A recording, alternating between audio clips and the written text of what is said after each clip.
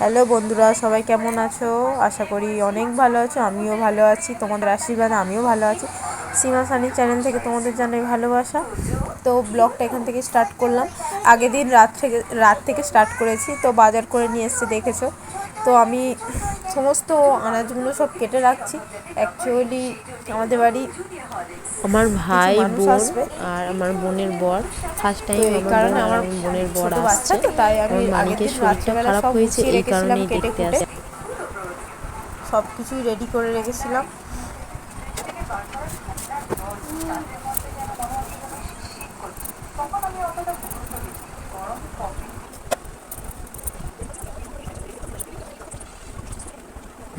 মাংসের আলু, পেঁয়াজ টিয়াজ সব রেডি করে রেখেছিলাম, তেলটাও কেটে রেখে দিয়েছিলাম। তো তারপরে চালটা আমি ভিজিয়ে দিয়েছিলাম সকালবেলা। তো ভিজিয়ে দেওয়ার পর আধ ঘন্টা কি 1 ঘন্টা ওয়েট করে, তো আমি 1 ঘন্টার বেশি একটু হয়ে গেছিলো। তার ভাতটাও রেডি করে নিয়ে আমি একটু পাকড়া হয়ে দিয়েছিলাম, হালকা একটু মানে নরম হয়ে গিয়েছিলো। আর ওদিকে মাংসটাও আমি বসিয়ে দিয়েছি, দিয়ে আর এদিকে ভাতটা তো রেডি করতেই হবে। ওই জন্য আমি রেডি করতে চলে এলাম।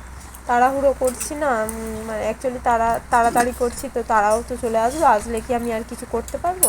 তো তাদের সাথে কথা টথা একটু বলতে হবে, একা হাতে তো সব সামলাতে হচ্ছে না।